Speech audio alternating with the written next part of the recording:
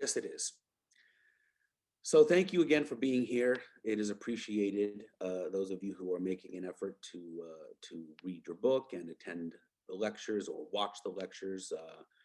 Again, it means a lot because I know that these are not normal times. Wait a minute. Were there ever normal times? Normal's relative, don't you think? I mean, I'm about to start my lecture on World War One, and then of course we're going to talk about the very famous 1918 flu pandemic. So were those normal times? I think normal is a relative thing. Um, I don't even try to like that word. Like, what is normal? I mean, it depends really on where you are and when you are. So I have a lot to say about World War One, and I think about it a lot, too much probably. World War One is really the beginning of my interest in history. I was a child. I have a 9-year-old son, and I was probably about his age. And I was assigned a school project. I had to write an essay about World War One. Research in those days was a lot more difficult. You had to do things like go to a library and open books and use card catalogs and things of that nature. And I was doing my work on World War One, and I was a child. And I said to my mother, I said, "Mom, this doesn't make sense to me." And she said, "Well, what doesn't make sense to you?" I said, "Well, all these countries went to war with each other and they destroyed each other and they really didn't accomplish anything.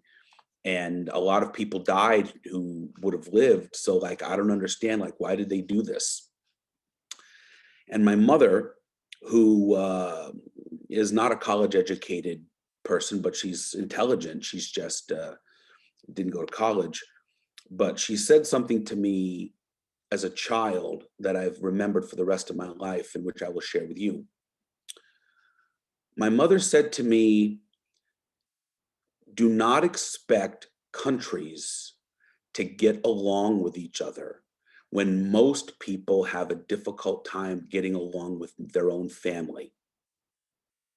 In other words, what she basically said to me, look, a lot of people don't even get along with members of their family, and they can't work out their problems in a nice way. Why would you expect countries to always be able to do that?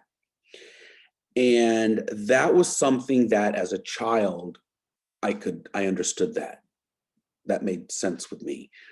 I don't know how many of you come from family backgrounds where there's always somebody who's mad at somebody, or there's always drama, or somebody's arguing about something. But I think we all know someone who fits that definition. And the reality is that if war is so terrible, why do we keep doing it?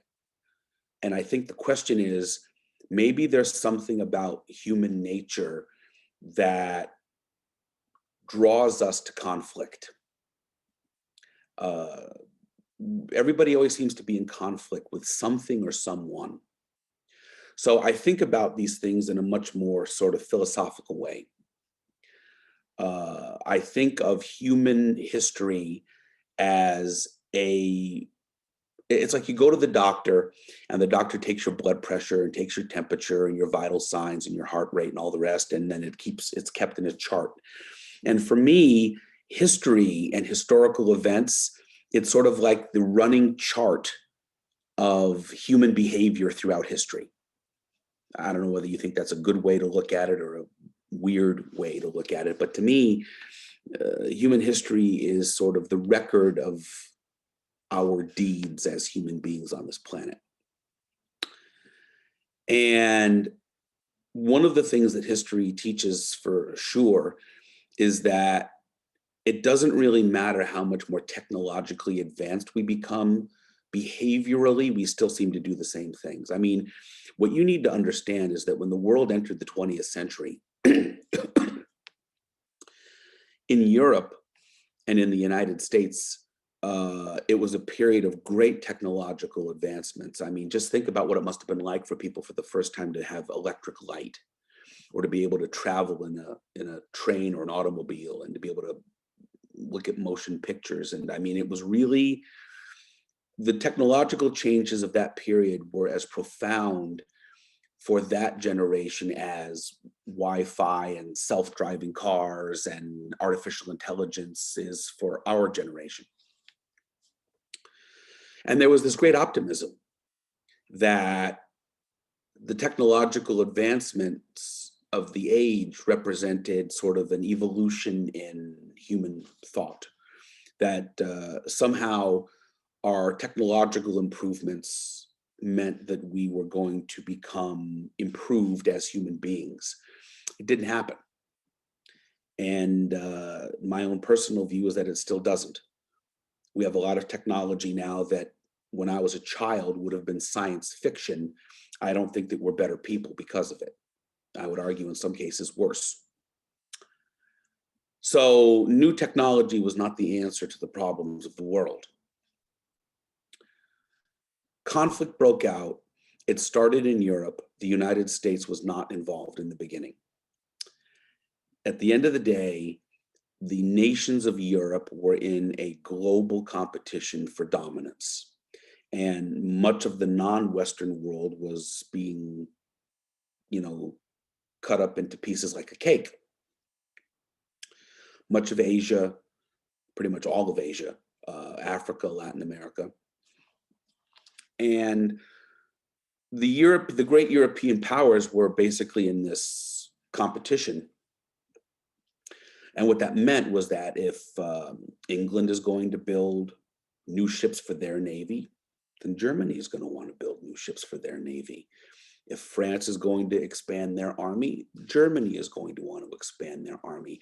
And do not underestimate not only national ambition, but the personalities of the leaders. I think if you look at the political chaos that we have experienced in recent years and continue to in many ways, a lot of it is personality driven. Germany in the early 20th century was ruled by a man called Kaiser Wilhelm II. The Kaiser is basically a German way of saying king. He was a grandson of England's Queen Victoria. Queen Victoria had many children, and of course, royalty marries royalty. So what that meant was that most of the royal families of Europe were all cousins. So for example, the King of England, the Tsar of Russia, the Kaiser of Germany, I mean, they're all, it's one big family. And anyone who thought that because they were all related, that would help maintain the peace, thought wrong. I'm going to borrow a phrase to describe Kaiser Wilhelm II from another historian. He describes him by saying that he was mentally, physically, and emotionally unbalanced. That is a fair description. He was in many ways a disturbed man in charge of a country. He had a large ego. He was very insecure. And the bottom line was he wanted to be number one. He wanted Germany to have the strongest army, the biggest navy. He wanted Germany to be the dominant power in Europe. Now, does that mean that World War I is all his fault? No. There's plenty of blame to go around. All of the major participants in this conflict want something. For England, they want to maintain their naval supremacy. For them, that is their bread and butter.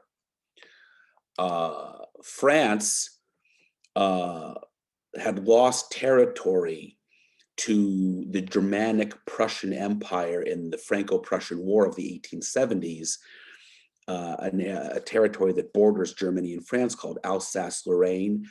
And boy, did they want payback for that. I mean, for France, that was a major humiliation. They did not get over it, believe me. So they're just dying for a chance to get back at the Germans for that and to reclaim that territory. So there you've got a situation in France. Germany is expanding its power and wants to become the dominant military and naval power in Europe.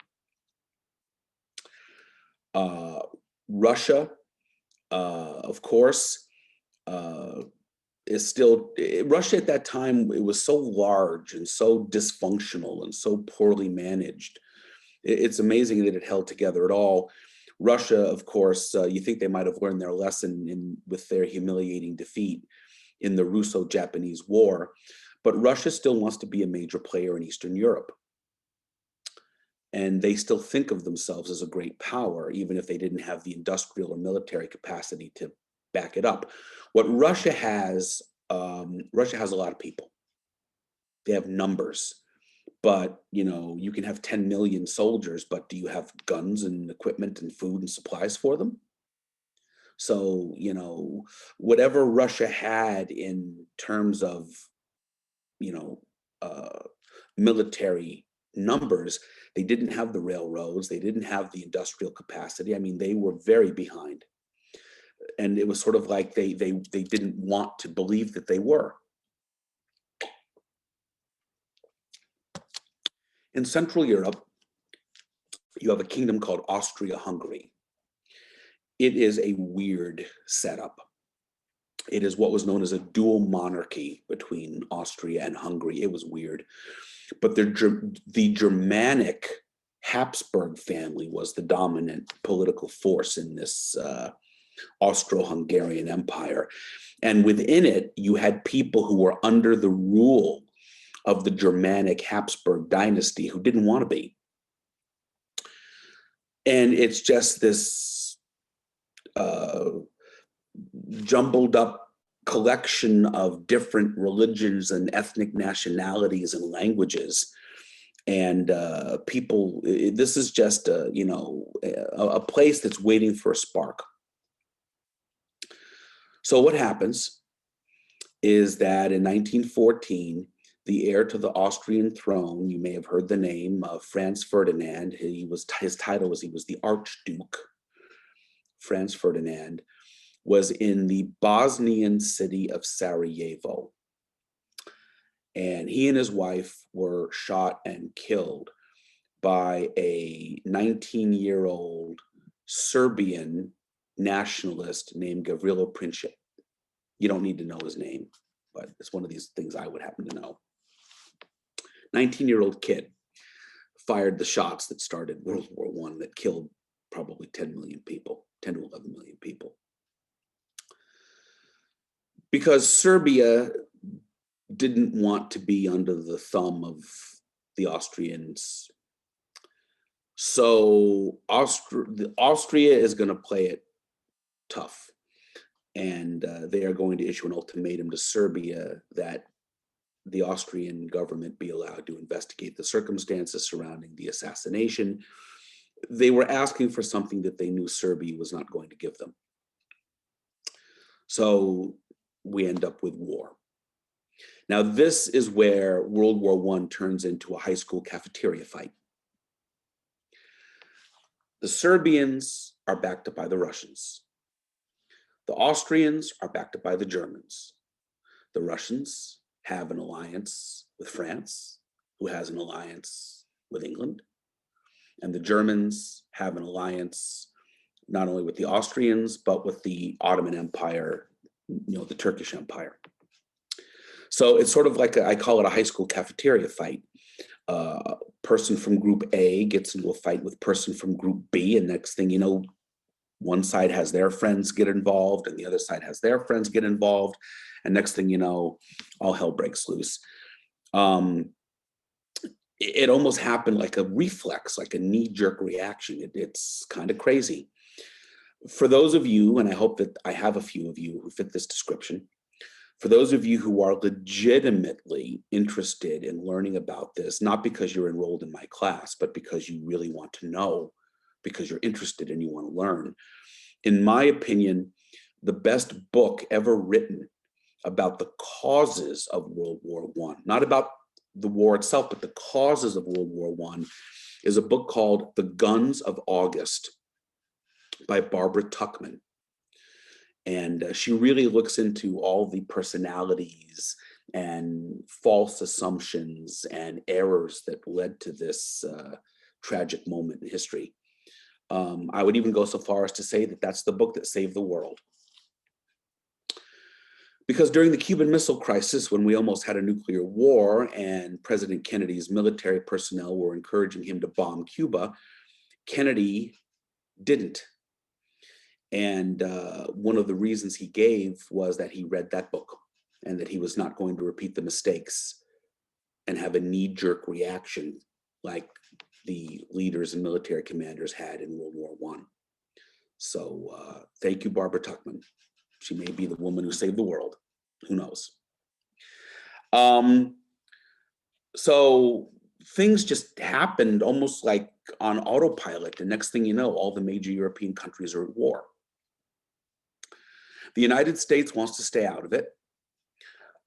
Woodrow Wilson, as a boy, witnessed the horror of the American Civil War, so he understood what war could be, and he did not feel that it was in America's interest to get involved in this war, to the immense irritation of former President Theodore Roosevelt, who thought war was just a wonderful thing that all true men should do and all strong nations should experience. He would end up paying the price for that belief when his youngest son was killed because he volunteered for a daring mission to impress his father. But that's a different story. Now, here's where it becomes difficult for the United States. The United States still wants to conduct trade with the warring parties. And we do not want one side telling us that we can't trade with the other side. It reminds me very much, if you ever took my History 108 class, of the War of 1812, where, you know, the British don't want us trading with the French and the French don't want us trading with the British, and we want to trade with anybody that we want to and don't want to be dictated to. So Germany's plan for fighting the British was to use their fleet of submarines to basically starve out England by sinking ships that, you know, came and went, because England, of course, the UK, you know, it's an island nation. Well, the United States is still trading with England, and we certainly don't want to be told by the Germans that, you know, we can't trade with England because they don't want us to. So Germany practiced in the beginning what is known as unrestricted submarine warfare. And what that basically means is they use their submarines, and when they see merchant ships bound for England or leaving England, they sink them without warning. They just sink them. And that's going to end up involving unarmed American ships as well. So this is where the problem is really going to come to a head. And there's another issue. England and France are borrowing large sums of money from American banks to then buy weapons made in the United States. Don't think for a minute that war is not big business. I mean, when you think about, I mean, I want the United States to have a strong military, and I'm certainly in favor of us having the latest, greatest technology and all the rest. But the reality is, I mean, when you look at the amount of money that we spend on our military budget, we're not talking an insignificant amount here. And when you go to war, the amount goes up because equipment has to be replaced, developed. War is an expensive undertaking, and it can make it can ruin some people, and it can make others very wealthy. I was watching a documentary on the History Channel about you know, the development of American food products, and they were talking about like Kraft macaroni and cheese, like, you know, the soft cheese. I mean, that cheese product was developed and nobody really knew what to do with it. Then World War I comes along, and guess what? There's a cheese product that you can put into a container and it doesn't spoil. And it's easy to just heat it up and use it. So the soldiers were eating it. Coca-Cola, Hershey's chocolate. I mean, you know, war, you know, soldiers got to be fed, and you need food products that don't spoil, that can handle being transported. So war can make a lot of people very wealthy. You know, it can help American industries. So, you know, we're technically neutral in the war, but at the same time, American banks are loaning money mostly to England and France, who are then turning around and buying American-made weapons. It was great for the economy. And the Germans cried foul. The Germans cried foul because they felt that Well, how neutral are you when you're you're loaning money to our enemy and you're selling weapons? I'm not saying this because I'm sympathetic to the Germans, by the way. I'm simply stating that, you know, when you say you're neutral, maybe you're not as neutral as you say. You know, actions mean more. So the Germans were, you know, unhappy about this. I don't care that they're unhappy about it because I certainly feel that they behaved very badly in the war. But this was an issue. All right. The country was very divided. Do you have any idea how large our German immigrant population was at the time? And oh my God, they took a terrible time. Let me give you an example. You're all intelligent enough to understand a little bit about people, right? There is a problem in this country right now with people who are Asian being physically and verbally attacked because of the coronavirus. Right now, this is happening in this country. All right. It's ugly, it's irrational, but it happens, and it's a problem. It really is a problem. Well, back then, people who were living in America who were German immigrants, or even if they just had a German name, all of a sudden people are lashing out at them in an ugly way. The royal family in England had to change their name because Queen Victoria, her family name was Saxe-Coburg, from her husband Prince Albert, and that's a Germanic name. And there were people who were turning against the royal family because their last name was Germanic. So they said we better come up with a new name, and they invented one. They called themselves Windsor, House of Windsor. I mean, that's how crazy. People are always at risk of being irrational, but when war comes, it's off the charts. And I think all of you are old enough to see how that can happen.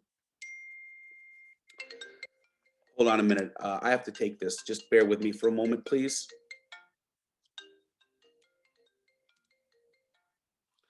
Hello, I got your text.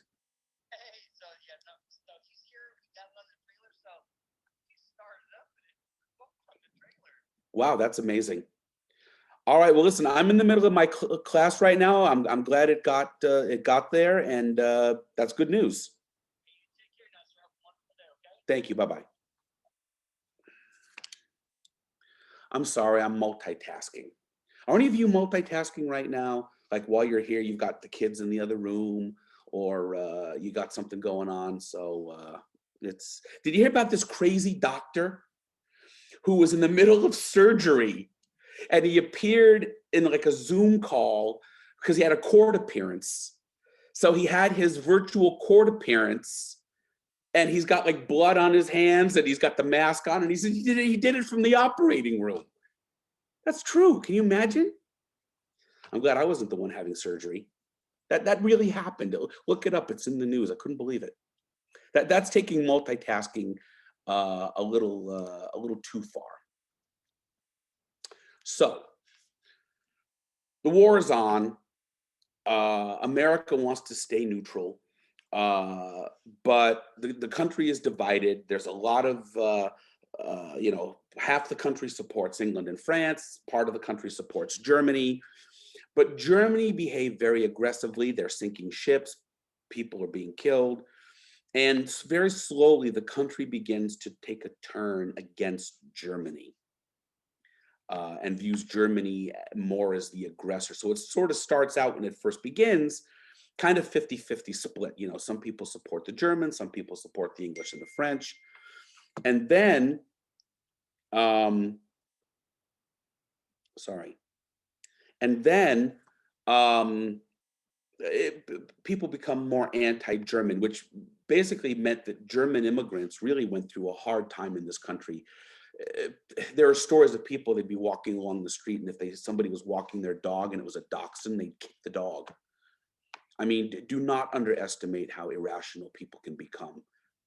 I hope you never have to experience it.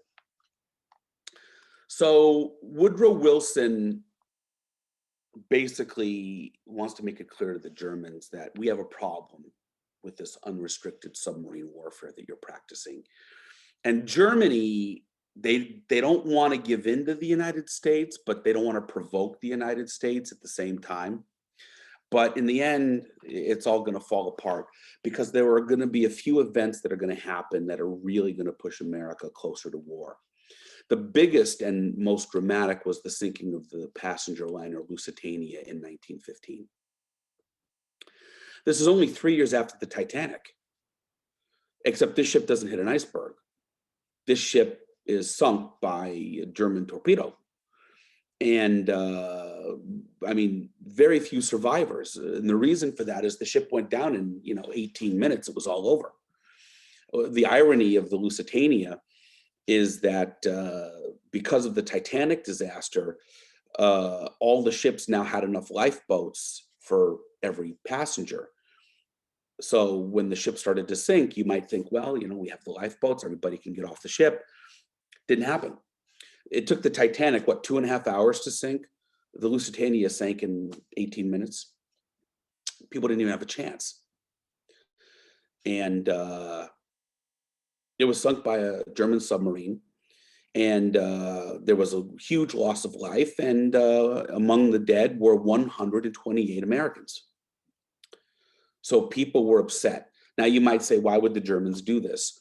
Well, they said that any ships that are traveling to England are a target, and especially if they're suspected of carrying weapons.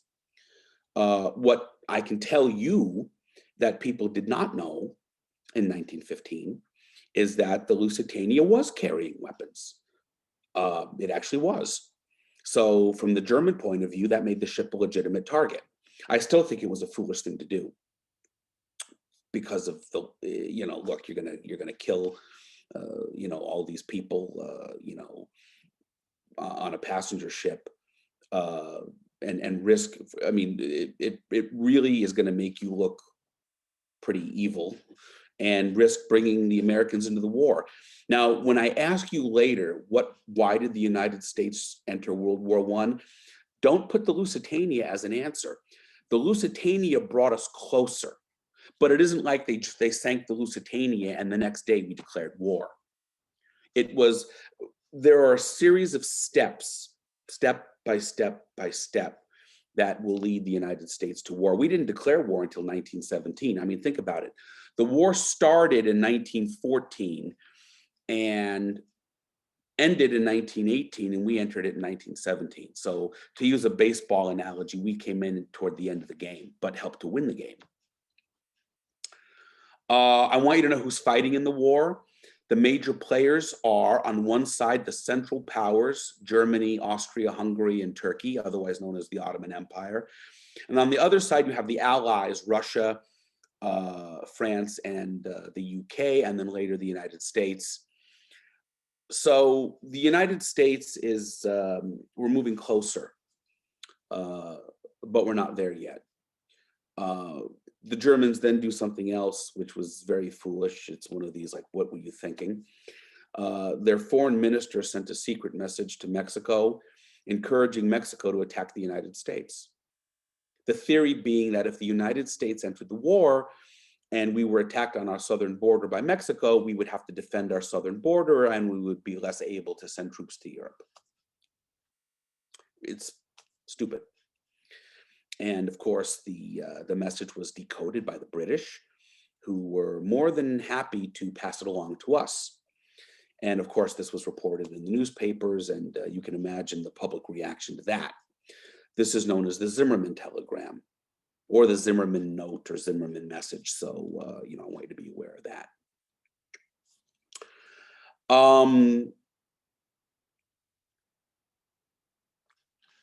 So Germany, for a while, decides that they are going to suspend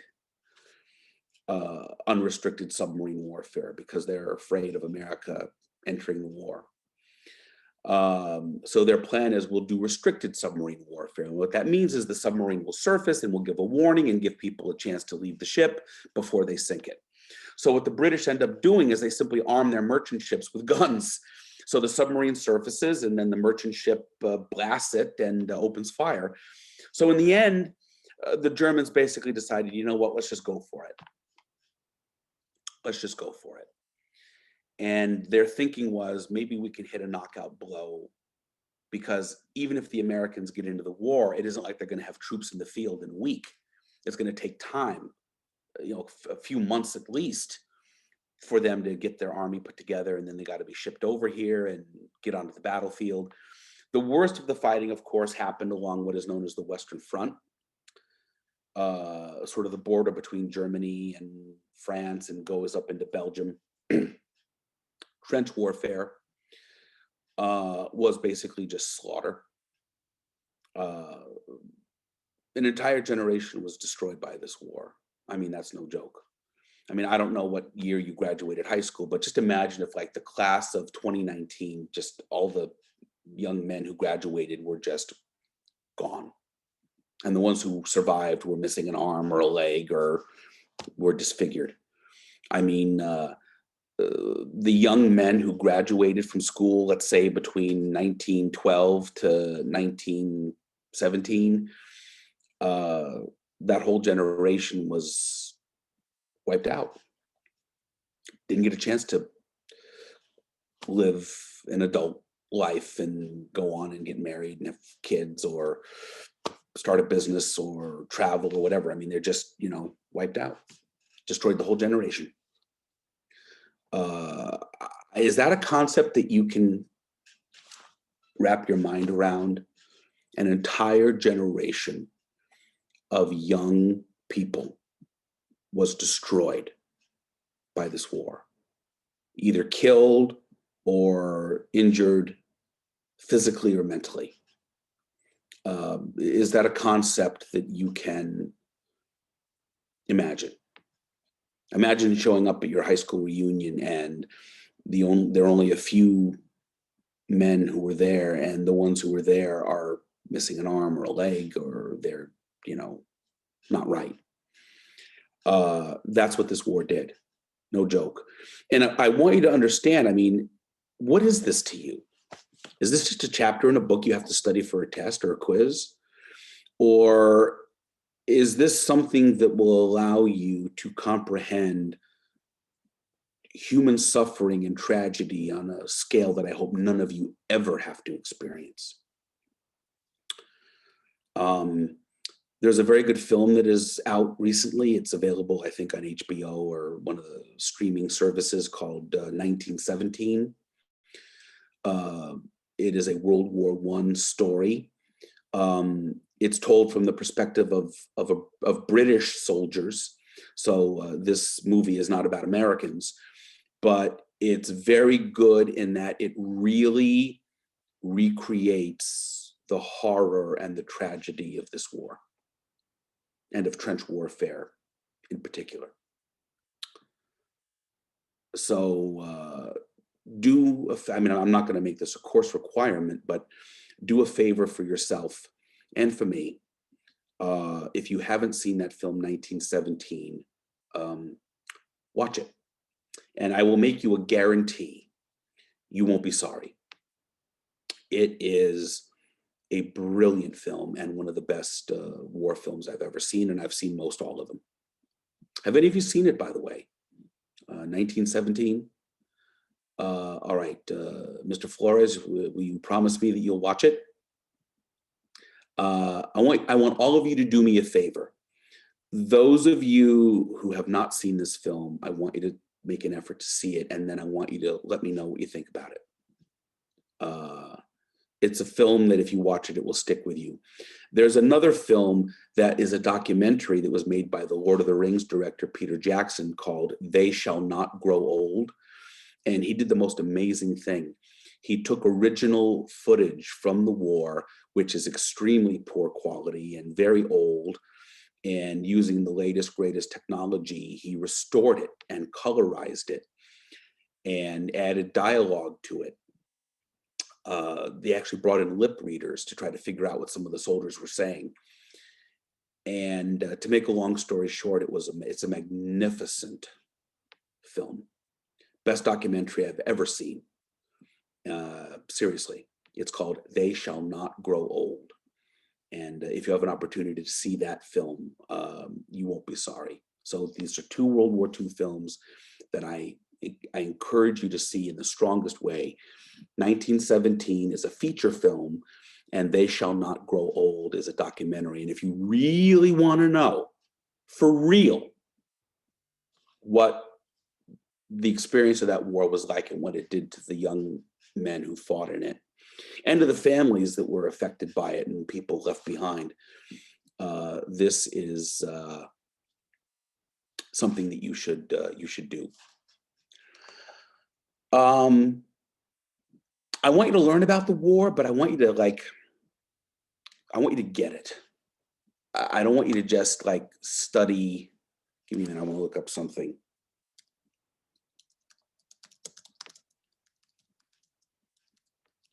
I want you to get it. I want you to get what it did to people. Give me a moment. I'm going to do an experiment. Hold on.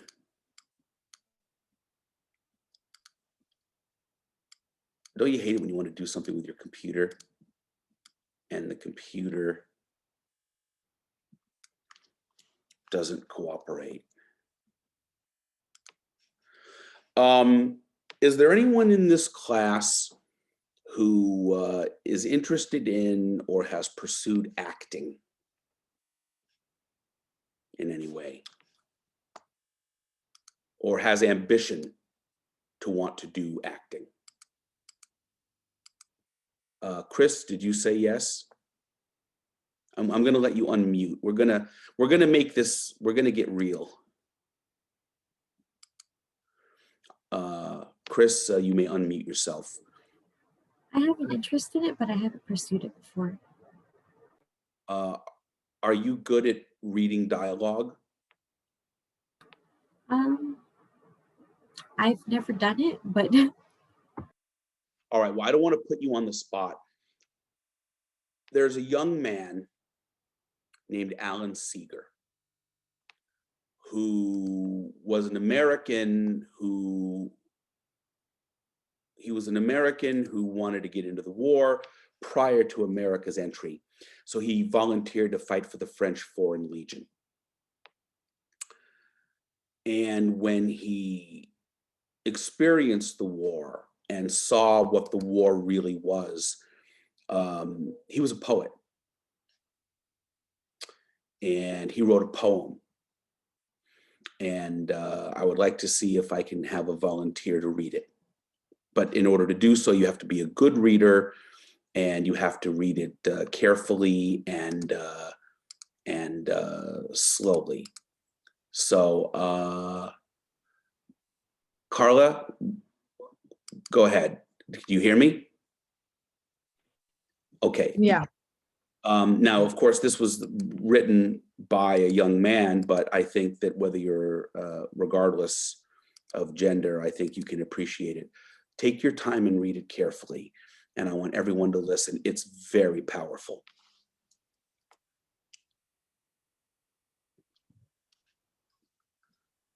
I just posted it in the chat. So Carla, take your time and read one paragraph at a time. And I'd like everyone to read it along with you. I have a rendezvous with death at some disputed barricade when spring comes back with rustling shade and apple blossoms fill the air. I have a rendezvous with death when spring brings back blue days and fair. And maybe he shall take my hand and lead me into dark land and close my eyes and quench my breath. It may be I shall pass him still. I have a rendezvous with death on some scarred slope of battered hill when spring comes round again this year and the first little flowers appear. God knows 'twere better to be deep pillowed in silk and scented down, where love throbs out in blissful sleep, pulse nigh to pulse and breath to breath, where hushed awakenings are dear, but I've a rendezvous with death at midnight in some flaming town when spring trips north again this year. And I, to my pledged world, am true. I shall not fail that rendezvous. He didn't. He was killed. He didn't live to become an adult. I mean, he was a young adult. He didn't live to beyond being a young adult. He was killed in the war. And what he's basically saying is, I'm doomed. I have a date with death, and there's not a damn thing I can do about it. And he describes what he's missing out on. He describes what he's leaving. He describes what he will never have. And it's a very powerful piece of poetry. I mean, I'm not an English teacher, and I'm certainly no poet, but just imagine, all right, being young in the war, seeing the most horrifying things imaginable. Now imagine what kind of state of mind you would be in to sit down with a pen or a pencil and a piece of paper to put those words onto a piece of paper. What do you think that you would be thinking or feeling? What would it be like to be 18, 19, 20 years old and to feel doomed? To say to yourself, I'm not going to live to get older.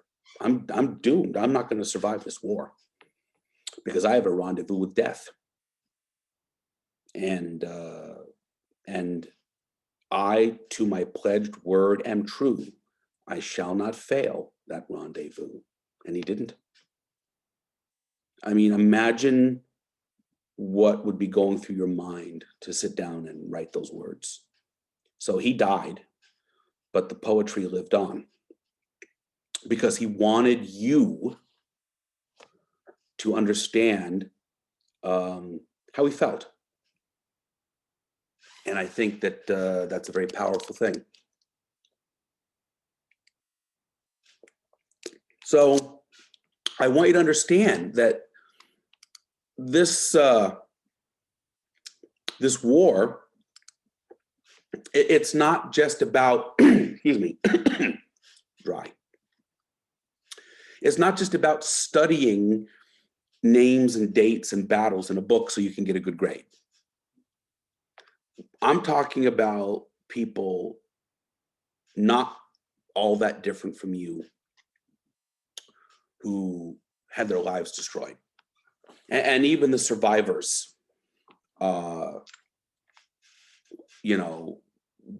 suffered.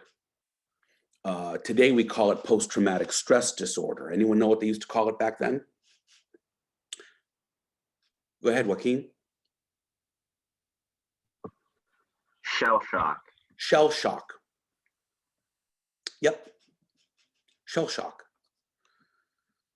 And I have a World War I video I posted in the module for you. I want you all to see it. By the way, in case you're interested, we're ahead of where we need to be, which is kind of nice for me because it means I can slow down and like take my time because I really I don't want you just to get a good grade. Like I want you to get it. Like, why should you know this stuff? And in a way, I mean, isn't it kind of nice to think, I mean, that imagine what it would be like to say, I'm probably going to die, but at least future generations can know how I felt. And so by sharing that poetry with you, I'm taking someone who's dead and I'm connecting him to you.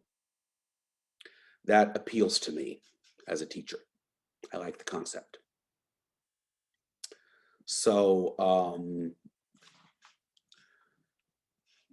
Germany decides that they're going to go for it and that they are going to resume unrestricted submarine warfare.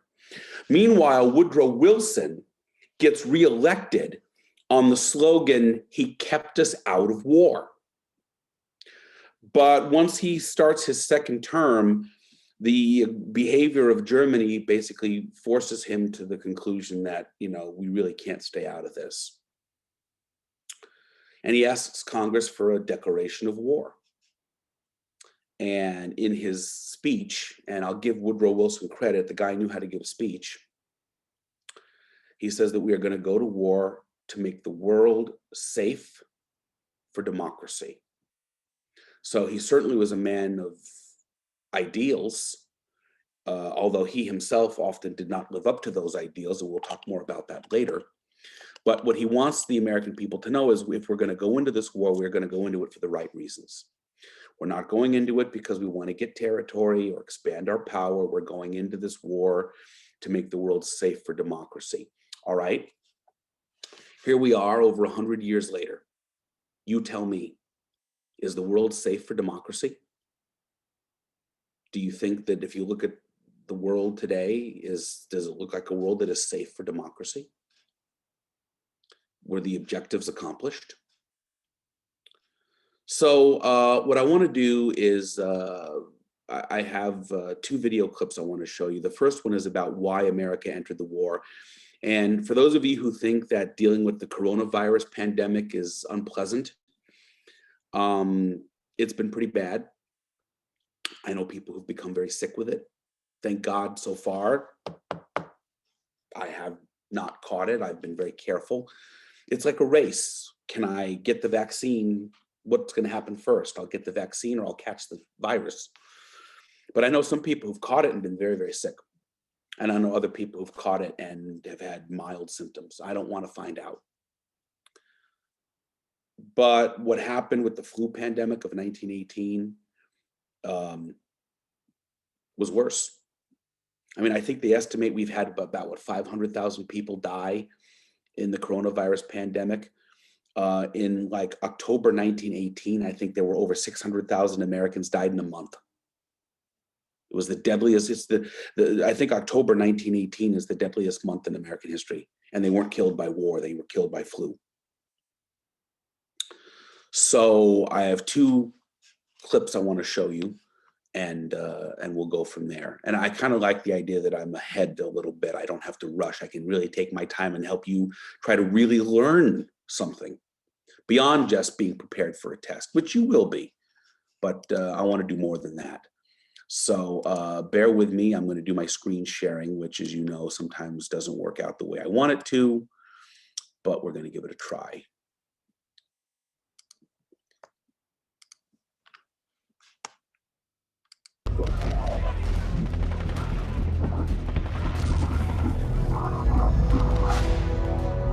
So America watches World War I from 1914 to April of 1917. And people ask why. Why doesn't America get involved immediately? And American politicians are petrified of being drawn into a foreign war and fighting for foreign ends. Remember, the United States is a nation of immigrants. People came here to avoid war in Europe. The Americans had, from the very beginning, an official policy of neutrality. But neutrality never meant indifference or apathy. Even though we're saying we don't want to involve ourselves, we certainly were sympathetic in trying to help and aid that cause in ways that the Germans saw as being destructive to their war aims. So in all those ways, the Wilson administration is walking a tightrope. Woodrow Wilson, after all, runs for re-election in 1916 on the slogan, "He kept us out of war."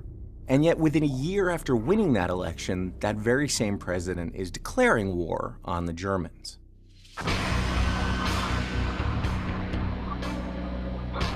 Ultimately, the triggering event that brings us into the war is Germany's decision to revive unrestricted submarine warfare.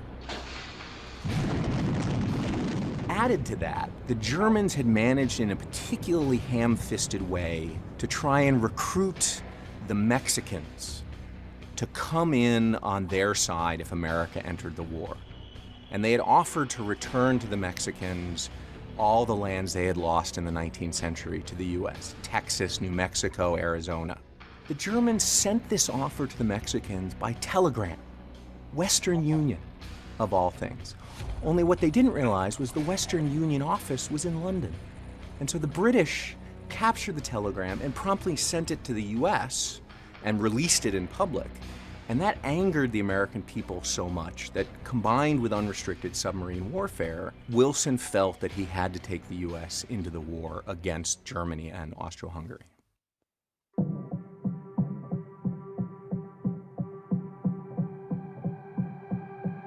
When America entered the conflict, it changed the war.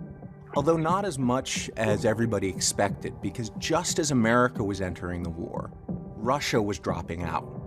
Now, it's a race. As Russia is leaving the war, can the United States get enough troops in to tilt that scale in favor of the Allies? They brought in the men, the materiel, and the resources that these allies needed desperately. The French and the British were suffering a sense that the war was stalemated, that defeat might be coming, and the American commitment was a real shot in the arm for both political leaders and for ordinary soldiers in the trenches. Prior to the outbreak of World War I, America was recognized as a strong young nation. By joining with the Allies and really helping to bring about the end of the war, we positioned ourselves as one of the world powers for the rest of the century.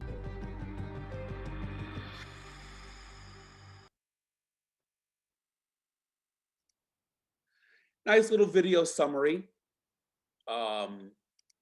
I have one more clip that I want to show you. I like these brief little clips. Occasionally I will show a full feature documentary, and I might, if time permits, if it's a good one. But I like these little videos. Check this out. Memories of the pandemic of 1918 loom over the current global battle against the coronavirus.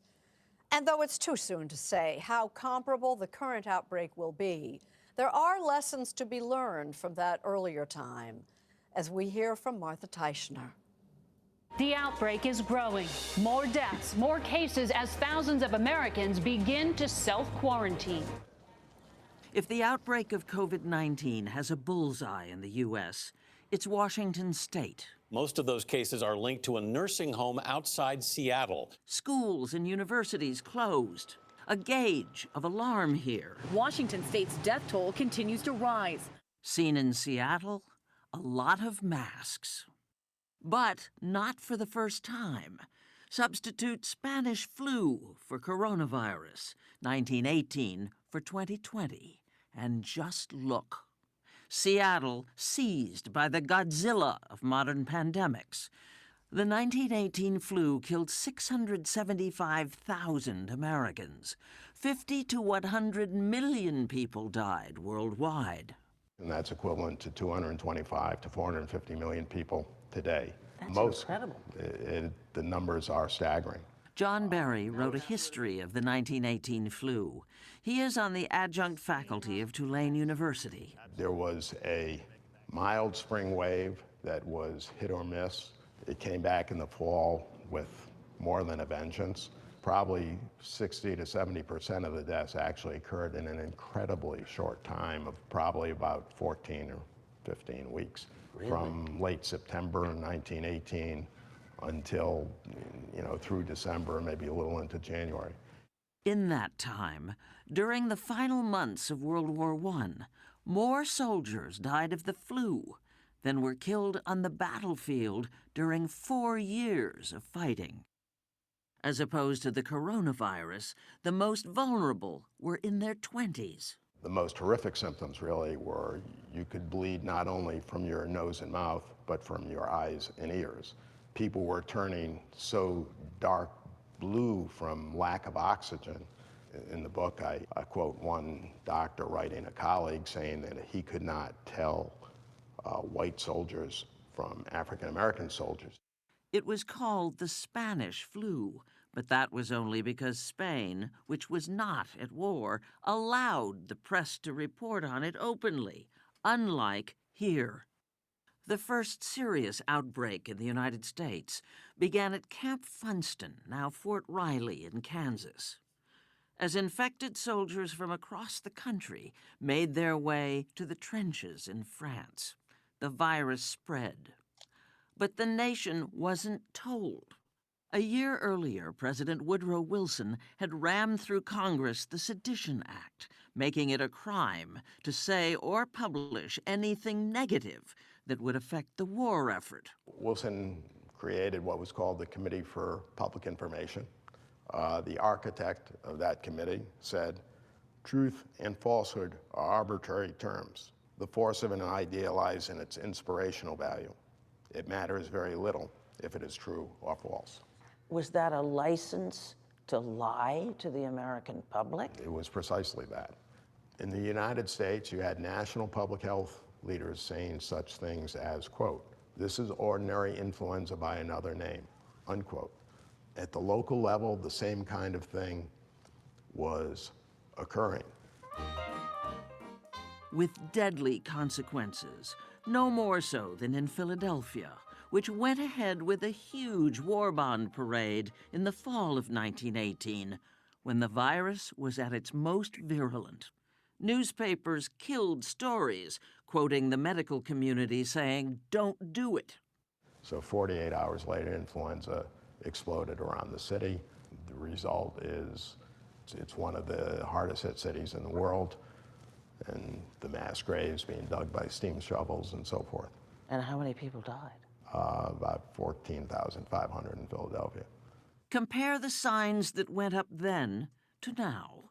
Notice that hand washing wasn't mentioned. Americans could see for themselves in spite of what they were told.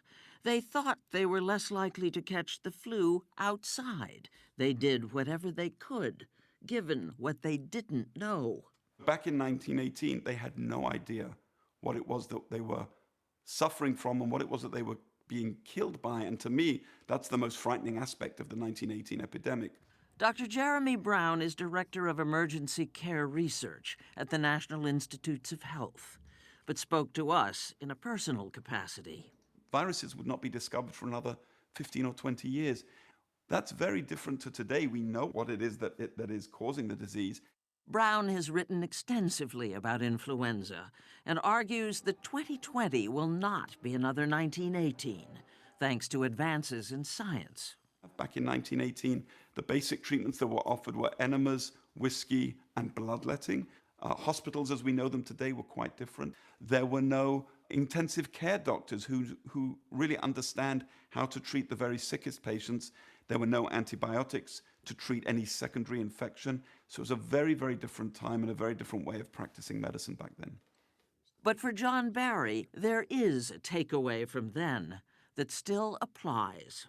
The biggest lesson from the 1918 pandemic is clearly to tell the truth. What are the consequences if the truth isn't told? I think more people will die, yeah. Clearly that was the case in 1918. People can deal with the truth. It's the unknown that's much scarier.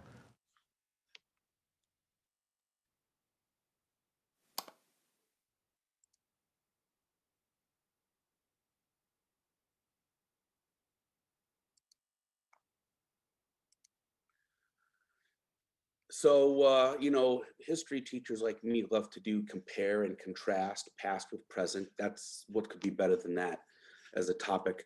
I may have misspoken in error. I talked about October 1918 being the deadliest month in American history. I don't remember the exact number I gave, but it's the estimates are 195,000 Americans died in October 1918.